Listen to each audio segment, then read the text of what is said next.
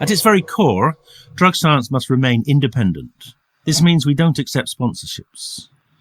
It's with the support of the drug science community we're able to do this and make the podcast in the first place. If you're able to become a drug science community member and support the show, you too will be supporting the dissemination of evidence-based drug policies. Without you, none of this would be possible. For anybody interested, there's a link in the show notes. Thank you. Hello and welcome to the Drug Science Podcast with me, David Nutt. Here we're bringing together experts and activists for a rational, honest and informed conversation about drugs. Hello and welcome to another Drug Science Podcast. It's me, David Nutt, and with me today I have someone that will be known to quite a few of you through his quite famous book called Shroom, A Cultural History of the Magic Mushroom, which was published, nearly 20 years ago. So maybe we're going to be having a regrowing it, or a regrowing of it, Andy, I don't know. But welcome to Andy Letcher. Hello, Andy. Well, hello. It's an absolute pleasure to be here. Thank you for having me. And of course, now you are one of the cogs in the exciting new University of Exeter psychedelic course. Is that right? That's right. I'm actually program director for the MSc Psychedelics, Mind, Medicine, Culture, which comes in two forms, an online form and a face-to-face form. And of course, I would never have dreamed that a career in psychedelics was possible when I first got interested in the subject, and certainly not when I published my book. So everything works out in the end. Well, yeah, no, absolutely. And maybe we'll come on to the course and how you got into it and how it's going, because it's clearly very much a sort of a trailblazer in the UK, isn't it? But let's come to that later. Why don't we start where you started, which was in ecology, is that right? So share with us a bit about your early background then. Well, I'm one of those people. There really ought to be a team of people who go around schools finding people like me who've really got absolutely no idea what they want to do in life. And I was always encouraged to be a scientist. And I got very into astronomy when I was a teenager, so I thought I was going to do physics and astronomy. Cut a long story short, I ended up doing ecology, which I absolutely loved. That must have been quite an unusual choice, because there couldn't have been that many ecology courses going around in those days, could there? No, and in fact, I was in the very first year of the ecology degree at the University of Sheffield. And I think I was always pushed in a science direction. I'm of that generation where kids were kind of, you're either going to go in the arts, humanities direction, or you're going to be a scientist. Yeah. And I was pushed in the science direction, and to be fair, I really enjoyed it and I loved it. I loved the degree. But it was during my PhD, which I did at Oxford, which I fell off really. Mm-hmm. And I didn't enjoy the sort of competitive side to science. And I was very young and idealistic and wanting ecology to address ecological problems. It didn't seem to be particularly focused in that direction at the time. Well, what was your PhD on? What was the topic? Well, I was looking at the distribution of mammals across continents. So that's big ecology. Big ecology. Mathematics, I suppose, is it? Yes, it was very mathematical. I was sat in front of a computer writing code to process data sets, basically. Yeah, wasn't what you sort of anticipated. I suppose I guess you made a choice, but probably weren't that many PhDs available anyway, were there? Well, I think there were, but the focus even then was very pure. Yeah. And it was, let's try and understand ecology as it works. Let's find the rules of ecology. And I think obviously in the last 20 years or so, the focus has become much more about addressing climate change and the ecological crisis. And that was really what motivated me. But I think always what I really wanted to be, and I realize this now, was a philosopher, but that was never an option. I never even really knew about philosophy. I'm always interested in the big questions and sort of going up another level. Now, was that where you moved to study religion then? After well, that's the story I tell myself afterwards. I mean, it was pure serendipity. So after limping through my PhD, my first PhD, I went and became very involved in non-violent direct action, principally trying to stop roads being built. I was at the Newbury bypass with many others. don't assume everyone who listens to this. We have some people from all over the world, but they may not realise how influential the Newbury Bypass was. It was a sort of seminal movement, wasn't it? Do you want to just share a little bit about that? Because you're the first person I met who was there. Okay, sure. So this was during the 1990s, and the then Conservative government decided that they wanted to embark on a massive road building campaign. And there was a huge popular uprising of people trying to stop these roads being built. Often they were going through very important ecological sites. But really we were contesting the logic of this, which is that you can't simply keep building more and more and more roads and filling them up with cars. At some point you have to address the problem that there's too many cars on the roads. And, the problem is 20, 30, 50 times worse than it was when I was protesting it. Anyone who travels up the M5 from Exeter to Bristol will realise it's pretty much a car park. So in a way, we were ahead of our time. And we were using non-violent resistance, so putting ourselves bodily in the way of construction to try and stop the road being built. And we didn't succeed in that aim, but for a short while, we did put an end to road building. And then it gradually crept back in, under the radar. And we're in the situation we are now where driving anywhere is hellish. Mm. So, there's a sort of fundamental problem there, quite a philosophical one, actually, because we love the idea that we're a motorist and we have the freedom to go wherever we want, whenever we want. And yet, by being a motorist, we are somebody else's traffic and somebody else's traffic jam. How did that lead you to religion and the study of religion? Well, this is one of these sort of moments in one's life where it's completely serendipitous. And it was through my involvement through road protesting that I met a professor of religious studies, Graham Harvey, and he quite literally rang me up out of the blue and invited me to do a second PhD in the study of religion. And I had no idea what I was doing with my life at that point. I was a burnt out environmental activist. I'd given up any possibility of a career in ecology, and so I just said yes because it was 3 years of funding. And about halfway through, I realized I was thoroughly enjoying myself. And I was starting to address the kinds of questions that had always intrigued me, but I'd never really been able to find an outlet for. And so I still regard myself as a scholar of religion. And what was your PhD on then? I was looking at contemporary Druidry and particularly the spiritualities of radical environmental protest. Oh, is that because you were on the side of Salisbury Plain? Is that not far from Stonehenge then? Is that right? Is that your local Druid ceremony?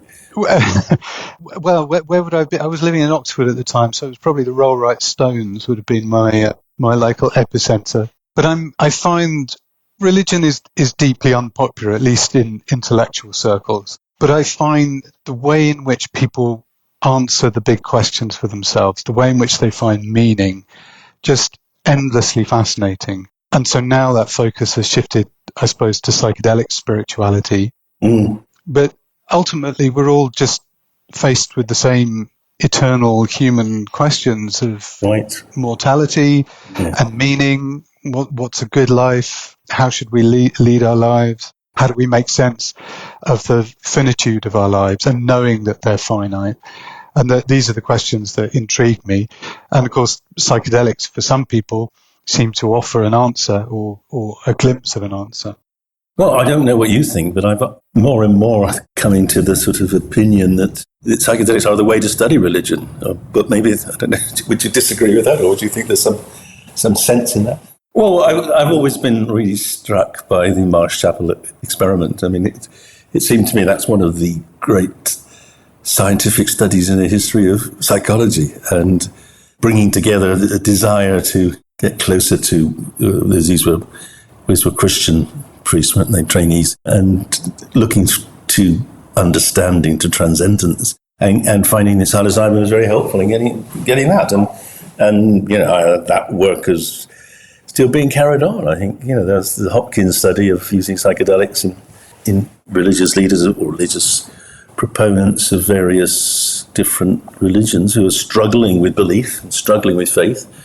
And psilocybin does seem to facilitate reacquisition or reaffirmation of faith. So I suppose what I'm saying is that the psychedelic experience and the religious experience, if they're not the same, they definitely overlap. But I'd be interested in your opinions on that. Gosh, that's an excellent question. I think they overlap. Whether they're the same is another matter. What's so intriguing about the psychedelic experience is that it can be interpreted in so many ways, and different cultures at different times interpret that experience. I mean, I'm sure we'll be the first to say that whatever psychedelics do, they're acting in a particular way on the brain, and that is not going to change through time. There's no historical component to that. And yet, the way we make sense of that phantasmagoria varies from place to place and time to time. And in some instances, that can be interpreted as a religious experience. In others, it can be an aesthetic experience. In others, it can be an instrumental means of affecting change in the world. I'm thinking here about indigenous shamanism, which assumes that through ingesting psychedelics, it is possible to heal or to hurt people or to find lost objects or whatever. And it's this polysemic quality of the psychedelic experience that I find so exciting. But you're right in that many people, and particularly now influenced by the Johns Hopkins experiments, are using psychedelics to seek some kind of mystical experience. I'm not sure that's a universal quest, but certainly it's part of the fabric of how we make sense of psychedelics. And indeed, from the get-go, really, thanks to William James and Aldous Huxley, who kind of laid down this foundation that psychedelic experience and religious experience are kin. Well, yes, I mean, at least in the sense that they're, for many people, the most profound and important experiences they have. So they do change people, usually for the good, I suppose. But maybe let's move back to you and less of my sort of rather inchoate thinking. So you started a PhD on druids. Well, tell us a bit more about what you learned. How did you even study that? So I was using standard anthropological methods of participant observation and ethnography and qualitative interviewing. For those who don't know, Druidry is a neo-pagan spirituality. It's now global. So there were, as far as we know, a caste of people who called themselves Druids in the Iron Age. It's a bit difficult to say too much about them because they didn't write anything down, and all we have is second-hand accounts. But ever since really the 18th century, there have been, and possibly earlier, there have been people who have been reviving Druidry and calling themselves Druids. And what they mean by that has changed through time. And really, since the 1980s, we're seeing the emergence of what I would call pagan Druids rather than Christian Druids. A lot of the revived Druids were Christian up really until the 1980s. I think already you've stretched me to something I didn't even know I didn't understand. So maybe just briefly explain the difference between a Christian Druid and a pagan Druid, please. So for many of the revived Druids, they imagined Druidry as a kind of proto-Christian religion that was just awaiting the gospel, because obviously the Iron Age Druids existed before Christianity, and the people who were reviving them were Christian.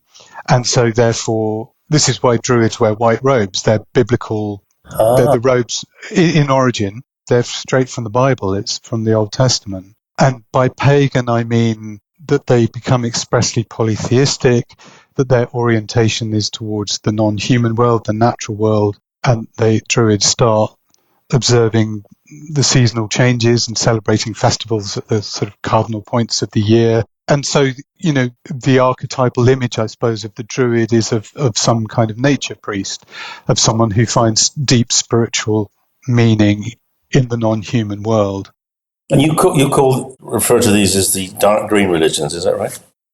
That's not my term. That's a term from scholar of religion Bron Taylor over in the States, who wrote a book called Dark Green Religion, meaning spiritualities that privilege this relationality with the non-human. And of course, this is where psychedelic spirituality comes in, because obviously there's this empirical work and lots of anecdotal work before that psychedelics seem to increase people's sense of relatedness to nature, to the non-human. So in some senses, psychedelic spiritualities are also dark green religions. Well, presumably, given that these non-Christian religions existed presumably for tens of thousands of years, semblance of Judeo-Christian religion. I mean, presumably this is what the original religion's about, and Christianity is a sort of an evolution of that or some kind of reinterpretation, isn't it? I'd say the picture is a bit more complicated. I mean, so this term paganism is a kind of problematic term because it has to work very hard. If you look at a region of the world that we know quite a lot about because they were literate, and that's ancient Greece, then paganism went through a number of phases in ancient Greece. The one we all know about is the one with the Greek gods, the Homeric gods, but that was only one phase. And already there was a layer that was possibly more shamanistic, more animistic before that. And it ends up with Plato and monotheism. And these are all still pagan religions. And the only thing they have in common is that they're not Christianity. So by definition, if you extend that to Europe, when the ice sheets retreated at the end of the Ice Age, we've got Paleolithic cultures. What their spiritual worldview was, we don't know. But what, if anything, it had to do with the worldview of the people who built the stone circles, or the worldview of the Druids, the Iron Age Druids, who are, again, thousands of years later, we don't really know. So paganism, excuse the phrase, covers a multitude of sins. And it's a tricky term. And the tendency is to think that paganism is always a singular thing wherever it's found. And it's more complex, I think. But possibly shares, what it does share is life ways where people are living in a far more intimate relationship with the non-human. And therefore, I think their worldview, their religiosity, by definition, is more orientated towards the non-human. Thank you. And I sort of rather deflected you. So you were saying more about the evolution of modern Druidism from being a sort of proto-Christian to being much more animistic. Do you want to just develop that finally, as you did in your thesis? So yes, and this draws a lot on the work of the historian Ronald Hutton, who's really done all the hard work in laying this out, this story. But really, the image we have of Druids at Stonehenge is of men in white robes with long white beards at the summer solstice doing their ceremonies. And certainly when I was a teenager, that used to happen. I forget the name of the Druid order that used to do it, but they were sort of like gentlemen's clubs almost, with a sort of slightly esoteric, occult element to it, but very much gentlemen's clubs, gentlemen's societies. I mean, I'm trying to be brief here because we could spend 2 hours talking about this and probably never get back to drugs and psychedelics. But there has been a process during the 1980s where Druidry has become much more explicitly pagan, much more orientated to finding right relationship with the non-human world, and inspired by scholarly works about animism as well. So it was an intellectual process, rather not just a rebellion, not just a schism between the old. No, I think it's more of an evolution, more of a process, and also it's of its time. What was going on in the 1980s and 90s? A huge growth in environmental awareness and environmental protest. So inevitably, spirituality starts reflecting that, and Druidry was one way in which that kind of political side found spiritual expression. It wasn't the only way, but it definitely got influenced by what was happening in terms of environmental protest. And is that what drove you to write your book about the magic mushrooms, or was something else?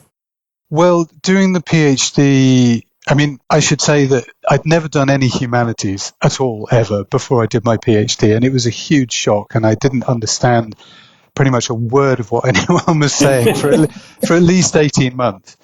And I was kind of bootstrapping myself up. And in a sense, my second PhD was me teaching myself how to do the humanities. Yes.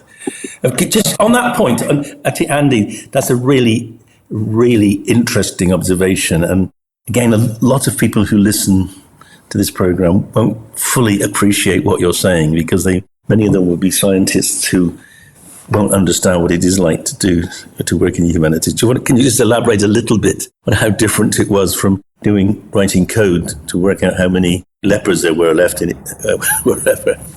So famously in the 1950s, C.P. Snow wrote a book called The Two Cultures. And he was actually, he coined this term, the two cultures. There's science on the one hand and there's the humanities.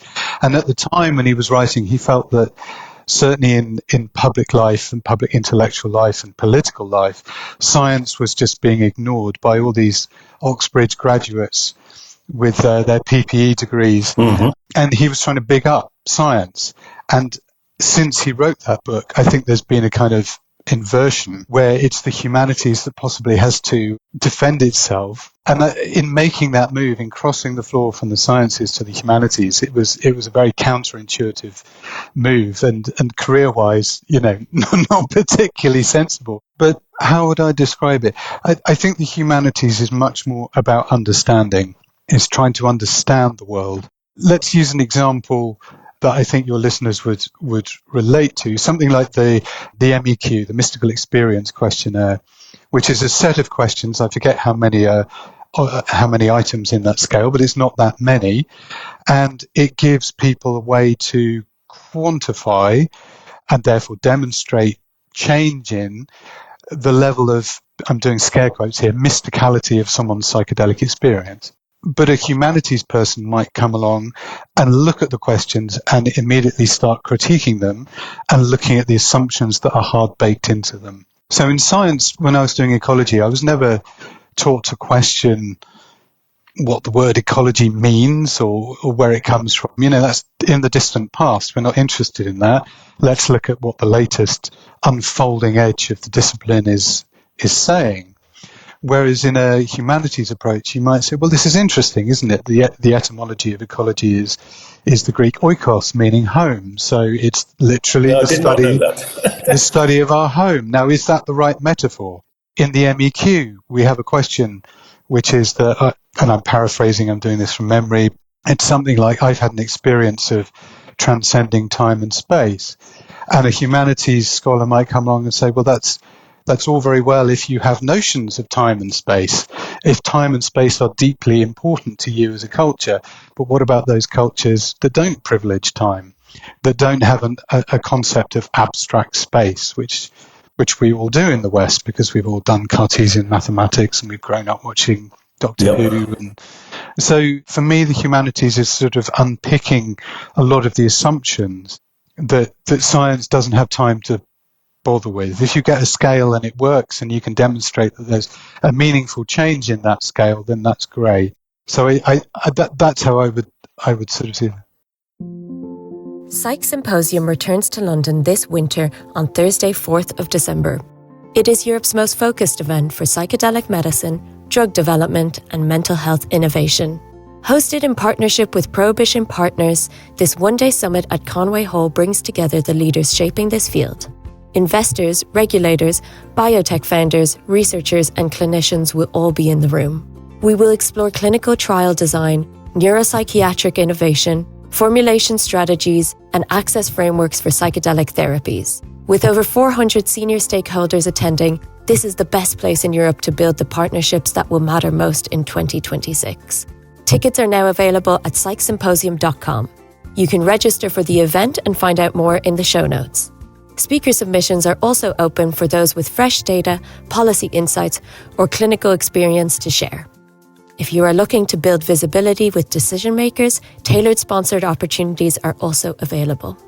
Visit psychsymposium.com and join us this December in London. That's a really clear way of explaining it. And someone like me who's occasionally been asked to sort of comment on a humanities thesis, it's so very different to the ones I typically look at, which are all full of numbers and graphs and statistics. So, it is very complementary, but very different discipline. But again, I keep taking you off your track. So we were talking about why you wrote a cultural history of magic mushrooms. So better get back onto there before we run out of time. So that second PhD gave me the tools with which I could write this book. And when I got to university in the late 80s, I freely admit I discovered psychedelics, but I also discovered that people wrote books about psychedelics. And even then I thought, well, this would be a great thing to do. I want to write in some way. And so having done these now 2 PhDs, I felt I was able to write or have a go at writing a history of the magic mushroom. And at the time when I was researching in the early 2000s, psychedelics were still very underground. There was still a psychedelic literature, but what was happening in in all of these books, every book you would pick up, it would repeat the history of the discovery of psychedelics from Gordon Wasson, Albert Hofmann, Leary, etc., etc. And I felt that people were just repeating and repeating this story. And both as a scientist and as a humanities scholar, I've been taught that you should never trust anything in citation. You should always go back to the original sources and see whether they justify the point you're making. So that's what I wanted to do, was test a lot of the mythology that had built up around the magic mushroom and the history of the magic mushroom, and see whether any of those ideas held water. Ideas such as the people who built Stonehenge were using magic mushrooms, that there is a unbroken ancient tradition of using liberty caps in the British Isles, that Father Christmas is a fly agaric mushroom, and so on and so forth. And although at the time when the book came out, it was pretty controversial, it upset a lot of people within the psychedelic community, I saw it as a very pro-psychedelic book, and I wanted to show that you could be in favour of psychedelics but not abandon critical thought, and not indulge in wish fulfillment, but actually base what you're saying on evidence. And when there is no evidence, come clean about it and say we simply can't say there's no evidence. We can't make a call here. Yeah, finding that evidence or evaluating claims couldn't have been easy, because although the mushrooms were kind of paralegal, so they were legal, but obviously the psilocybin ingredient was not. There wasn't a great deal of literature there, was there, for you to dig into? What sources did you rely on? Well, remember, this is before everything became digitized, so a lot of it I had to do the old-fashioned way, through legwork and going to archives and libraries. I went to the Gordon Wasson archive, Harvard University, and I had an incredible week there, digging out material, letters, correspondence. Yeah, that would be helpful. Maybe, again, I'm not sure everyone will be completely familiar with what Wasson was and what he did. Maybe you just briefly... Yeah, sure. So Gordon Wasson was a banker, very successful banker, very wealthy man, who married a Russian, Valentina Wasson, and he noticed on their honeymoon that Valentina, being Russian, was really, really into foraging wild mushrooms. And Gordon, being a WASP, white Anglo-Saxon Protestant, thought this was terrible, and he thought his wife was going to poison herself. And to cut a long story short, they both became very interested in mushrooms and culture, and Wasson started to entertain the idea that there had been an ancient psychedelic mushroom cult that had led to the genesis of all religion. And that was what he hoped would be his big contribution. But along the way, he heard by a couple of sources, one of whom was the poet Robert Graves, that there was indigenous mushroom use going on in Mexico. So in the 1950s, he travelled to what was then very remote Oaxaca and discovered a number of people who were using what turned out to be psilocybin mushrooms in indigenous shamanism and healing rituals, and most famously a curandera called Maria Sabina. It's a bit unclear whether she was sort of slightly coerced into this or whether she did it against her better nature, but she gave Wasson mushrooms, and he became the first Westerner to consume psilocybin mushrooms in an indigenous context. And then he brought that news back to the West. He publicized it in a magazine article and, helped spearhead the whole psychedelic revolution. And he was a great correspondent. He loved hanging out with the great and the good. So anyone who was anyone in the psychedelic world he knew and corresponded with. And a lot of his material resides in Harvard in the library there.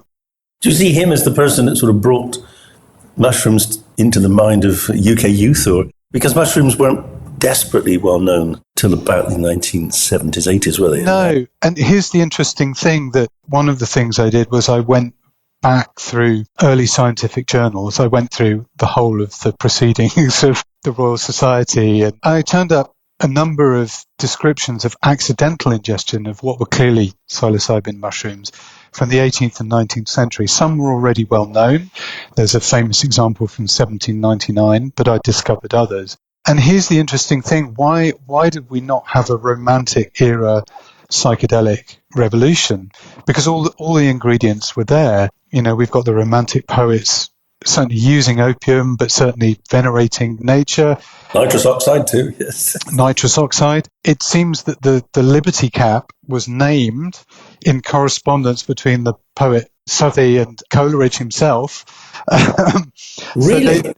So they named the mushroom, but never actually consumed it. Or if they did, they regarded the experience as not worth repeating. So, people had consumed them. They didn't have a good time. They thought they'd been poisoned. And it took, really it's down to LSD that created this new psychedelic discourse. I know it's mescaline before that, but you have these compounds, mescaline and LSD, and Aldous Huxley writing about them, and Humphrey Osmond coining the term psychedelic. Now there is a label, a language, a way of understanding these experiences, so that when Gordon Wasson brings the news of the mushrooms to the Western world, it can land in this new discourse, psychedelic discourse. Whereas in the 19th century, people thought that if you ate a mushroom and something weird happened, you'd been poisoned and you were probably going to die. So that's not a recipe for repeating the experience.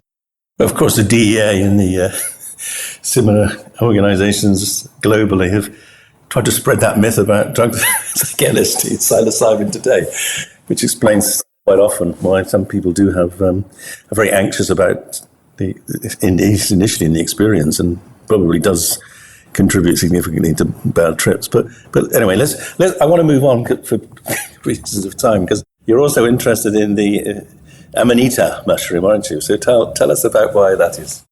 So when I wrote Shroom 20 years ago, I felt I had to include some chapters on Amanita, the fire agaric mushroom, Amanita muscaria. At the time, I was reliant on other people's opinion of the mushroom, and I was quite dismissive of it, if I'm honest. And opinion at the time, particularly from the sort of movers and shakers in the underground psychedelic scene who had used the mushroom, was that it was too capricious in its effects and really not worth it. If you did get anything good out of the experience, it wasn't really worth repeating, and it certainly didn't produce any of the kind of predictable psychedelic visionary effects of psilocybin. And a couple of things have happened. One is that just last year I published a paper on the use of psychedelics within contemporary druidry, and I was surprised that a number of my informants had used Amanita. Wow. And that I hadn't expected that. I had assumed that they would go and do ayahuasca ceremonies, and that they would probably be using Liberty caps as the local British psychedelic mushroom, but not Amanita. So that was interesting. And then if you want to take the pulse of the psychedelic underground, or indeed the kind of underground spirituality, there is no better place than the door of a festival toilet, because this is where you have a captive audience, and this is where people advertise workshops and all the things they want to sell you. And over the last couple of years, going to festivals and using the toilets and reading the material that's been flyered on the door, I noticed that there were a number of people offering Amanita workshops, Amanita retreats, Amanita tinctures. And just in the last 2, 3, 4 years, there's been an explosion of interest in Amanita muscaria. And people mostly, I think, using it in very low doses. People say microdosing, but I think they mean mini dosing. Often using it to help sleep, but to help with a number of psychological conditions. But there are also people using it in a more shamanistic sense, by which I mean they're returning with discourses from the Amazon, that the world is full of plants that one can develop a relationship with, and that relationship can be used in a modality of healing. And so they're coming home and going, well, what plants and fungi do we have here? Well, look, here's the Amanita that we know from folklore and from children's. It appears in children's stories, and maybe this is something that needs looking at again. So I've just been investigating this Amanita scene, which seems to be burgeoning. Certainly at medium to high doses, it seems to be quite an unsettling experience. It can play havoc with your sense of time and create these looping experiences where you seem to repeat the same action over and over again. It can send people into a very, very deep comatose like sleep. and there seems to be no agreement about how you should prepare the mushroom. Everyone's got their own way because, unlike a psilocybin mushroom, as I'm sure you know, it contains a number of alkaloids, but the two chief ones are ibotenic acid and muscimol. And we're now reaching the limits of my chemistry here, David, so forgive me, but the one has to be decarboxylated into the other. I'm not entirely sure what that means. Well, I think it's more you want to get rid of the ibotenic because that's a glutamate toxin. So you don't want that. Although I think there are some people who probably do think you want it. But anyway, that's another story. But let's not go into the chemistry. I mean, I think you've well explained, the challenges of trying to get a sensible, reliable dose. But I really must ask you the question, is it the drink that Alice was drinking? Is it the, making her big? Yes and no. So it's incredibly unlikely that Lewis Carroll had eaten the fly agaric mushroom. But it's very likely that he knew about stories coming back from Siberia about the indigenous use of amanita there. And there's this very famous anecdote, and forgive me, I forget which particular explorer brought it back. But this explorer describes people eating the mushroom and being unable to tell that a straw lying in front of them, a piece of straw, is small, and they think it's the size of a tree trunk and they can't step over it. And so this story just gets repeated and repeated and repeated, gets repeated by Oliver Goldsmith, famous London satirist. And so I think Lewis Carroll almost certainly knew that, and that's where that Alice story comes from. But I'm willing to wager money that he never ate the fly agaric himself. Never experienced it himself, but he knew there were substances in nature which could produce those profound distortions of size. And some of my informants have reported it's called macropsia, this distortion of size under the influence of high doses of amanita. And at Christmas, I quite often give a lecture about Santa. Where do you stand on him? I've got a little drinking game, which is whenever I hear someone say that Santa is a fly agaric mushroom, I can give myself a shot. There is sadly no truth to that. It's a story first invented by the poet Robert Graves. Would never let facts get in the way of a good story. Okay. And this idea that Santa is a Siberian shaman because he's red and white and he flies through the air, with flying reindeer, yada yada yada. Well, it turns out most of that imagery that we associate with Santa comes from that poem by Clement Moore, The Night Before Christmas. He invented all that stuff about flying reindeer and coming down the chimney and bringing presents. And again, he might well have been influenced by stories coming from Siberia. But as I always say, there's no truth to the story, but there's no reason why we can't reinvent Santa Claus and turn him away from, this capitalist monster of consumption to a figure more truly representative of the time of year. Indeed. Well, let's talk about you in Exeter now, because it's a very exciting development that's happened there in the university, which you're part of.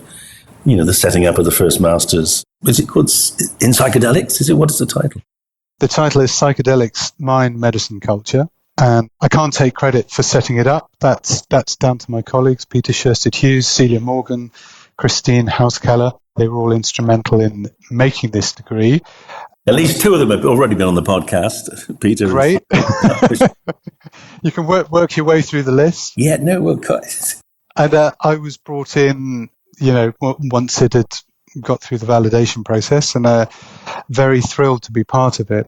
And what's exciting for me, it's exciting because it's the first of its kind in the UK, but it's transdisciplinary, and it really does invite students to think about psychedelics from a number of different perspectives. So, of course, we've got pharmacology and neuroscience and all the wonderful stuff that came out of your work and at Johns Hopkins. But we've also got philosophy. We've also got sociology, anthropology, critical theory. So we're coming at this subject from so many different angles, the therapy side as well. And that makes, I think, for an incredibly rich intellectual environment. I mean, I have days when I go home and I pinch myself and I go, this is my job. I get to This morning I was talking with a neuroscientist. This afternoon I was talking metaphysics with a philosopher. And, this is about as good as it gets, addressing these really profound questions. Because why is it that by a minute adjustment of brain chemistry, this great kaleidoscopic change to our perception and affect occurs? I mean, it's deeply mysterious and seems to ask as many questions as it answers. So, well, probably more, I would say. Yeah. How popular is the course? And how many students you have? So, just in a couple of weeks, we're starting the in-person version. Up to now, it's just been. Up to now, so it comes in two versions. One is online, which is very popular. I think we have 70 students generally per cohort. The in-person, somewhat less than that, but it's early days. But it's proving incredibly popular. And we also offer a PG Cert, which is just the first two modules of the degree, and that's proving very popular as a kind of CPD option for people. We get a lot of GPs and psychiatrists, clinical psychologists, therapists, people who want to inform themselves about this growing area, so that, I'm going to be optimistic here, when the legal situation changes, they will be well placed to be able to incorporate that knowledge into their work. Yeah, and I suppose, are you the first in the world? We're definitely the first in the UK, possibly, if not the first, one of the first. I suppose it's a testimony to sort of the English or the UK tradition of critical thinking that it happens here, despite the fact we have some of the most backward attitudes to psychedelics in the Western world anyway. But as you say, hopefully that will change. No doubt that your course will educate a lot of people who might continue to sort of snowball that educational process and gradually build up a body of work. And it would be lovely if other universities might take it on as well. But it's not a trivial thing to do. It's not just about persuading the universities, it's about bringing together a team of experts like you have. And I guess there won't be many other people like you in the country at this stage, but maybe in a few years, so other universities can begin to grow like that. I think it will come. And I think it's a virtuous circle in that all the great scientific research that's been done in the last 20 years has led to a kind of change in perception of psychedelics, which means that a Russell Group university like Exeter now thinks it's no longer controversial to run a psychedelics degree. And because you have a Russell Group university running a psychedelics degree, that helps change people's perception and so on and so forth. So hopefully it will contribute to a change in attitudes that ultimately leads to a change in the legal situation. Well, I want to congratulate you and the rest of the team for doing it. For me, I do the occasional bit of teaching on it, and it's a thrill for me as well.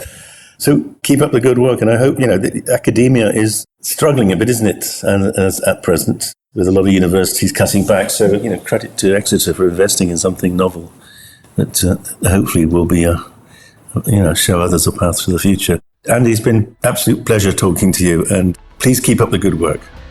Well, thank you, and thank you so much for inviting me. I've thoroughly enjoyed this conversation.